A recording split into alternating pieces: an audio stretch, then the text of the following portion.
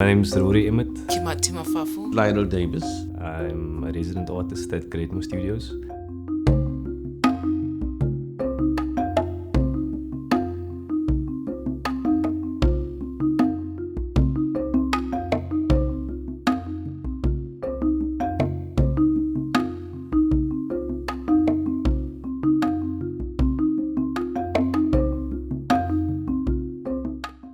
I am an artist, and I used to be a committee member of the Greatmore Studios. Greatmore is a sister to an organization titled Tupelo. Tupelo means to teach by example. It's a Sotho word. And Tupelo was started by the late Bill Ainslie and the artist David Kolwane in 1985. Initially, the arts establishment did not take Tupelo seriously. We were just a kind of fly-by-night organization trying to do things. Through the years, they've realized, the arts establishment in South Africa have realized the wealth, the strength of both Greatmore Studios and Tupelo. And over the years, we have had many graduates that had just graduated from Michaelis coming here to further their understanding and the making of art. Because after you come from university, you are at a loss. Where do you go to? You need looking for somebody to help you to support you, not financially, but emotionally. And a number of these artists that have made their name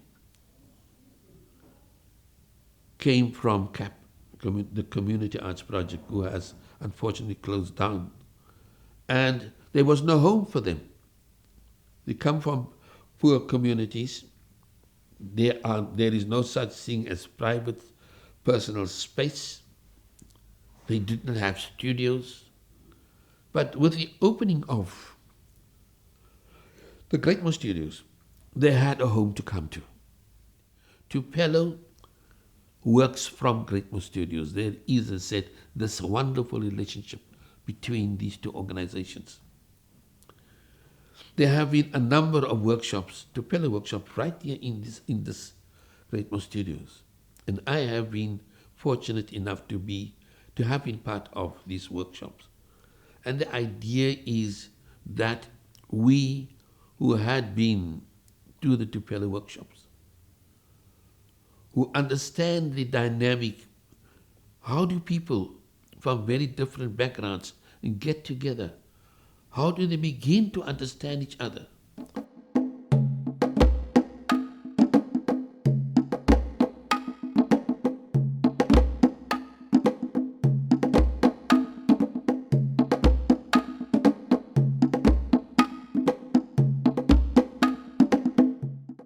Well, I started mainly as a painter because of my dad is a watercolorist, and I got mostly of my skill, of my knowledge from my dad, and also the background, the friends that my dad have. He had, because he studied at Rockstrift, so he's got artists like Helen Sibidi, or Helen Sibidi, and Dumisani, or even Joel Trepler. So I used to be around artists like that. So, and then I moved to Cape Town. That's where I started to focus on my practices as a painter. Well, like I said, my dad is an artist, so he also used to come at Tupelo workshops in Cape Town or in Johannesburg when I was still young, when I was like 10, 15. When I was back at home, he used to be on, telling me that he's coming for Tupelo workshop for 3 months, and so I was aware of Greatmore when I was still very young, from a young age. I said I've been at Greatmore for almost 3 years now, and as of this year, fairly recently, I've been nominated as one of the Tupelo board members for Tupelo Cape Town. So the workshops that are held at Greatmore Studios and also at different locations around South Africa, where artists can come and create in a dedicated sort of incubator space that allows for collaboration and sort of interaction with different practitioners. So I perform as a character that I've been developing and constructing over the past couple of years, called the Cape Colour Man. And in the history of painting, Western art painting, the Colour Man was the unsung hero in the old master studio. So the Colour Man would produce pigments and paints for the master to then use in his work. But we don't hear about these figures. So I saw this term in a book, and it made sense for me as like a visual pun, as a play on the term colored man. So the work then starts to grapple with identity and representation, and also gaps in representation. So performing as this character, I paint my skin in the colors of the South African national flag, and in that process, my identity is hidden or masked, but there's remnants or codes of specific occupations, like a worker or laborer's pants and boots, or the activities that I do as this character, breaking stones, painting walls, things that are very much menial or manual labor, and shifting that to become like a fine art practice. I do that, and I also paint, just static conventional images, but I build up the surfaces so that they almost become sculptural, and it almost looks like a relief sculpture of some sort, so that the paintings also start to come to life. So they allude to the performance of painting and aren't just pictures. I started working with this hand embroidery and working with two women, and I feel like there's a bit of feminine side of it, and also as much as I like to have some masculinity in it, but the message, the story that I'm talking about, because I'm talking about empowering women, and because the last piece that I did, I called it the voiceless woman, and that piece that I did, it was more to inspire a woman talking about a woman who is just got married, the newlywed,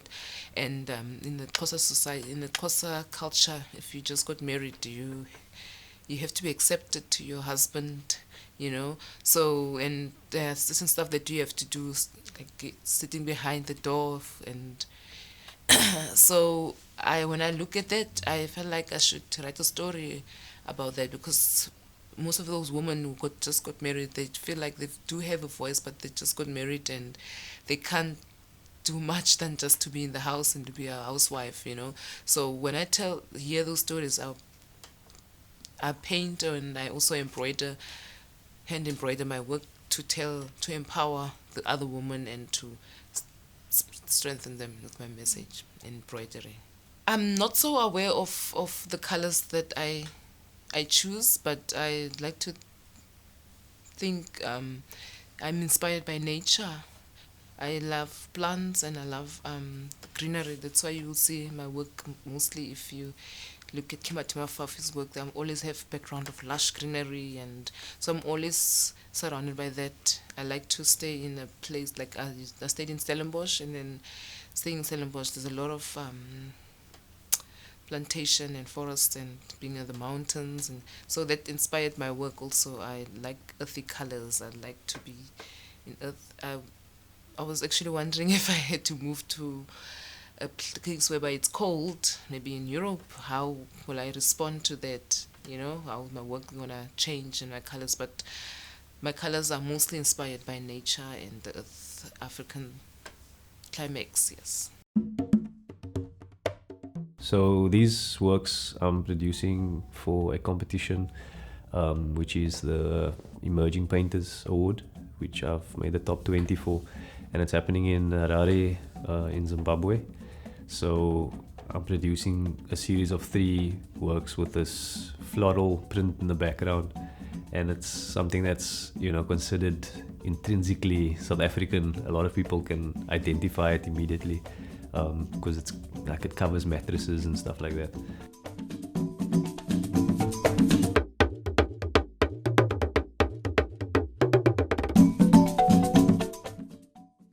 One thing that I also learned from being at Greatmore, the artists who've been at Greatmore and who've made it big in the art world, they still come and share their ideas and have workshops with emerging artists. So one day, if I finish here at Greatmore after my 3 years residency, I will still come and have workshops here and give workshops in either in painting or textile. I feel like as an artist, you have to give to the community than just stay for yourself. And it is your duty to find a way to bring people together. And we at Greatmore are instrumental in helping to make this a better world to live in.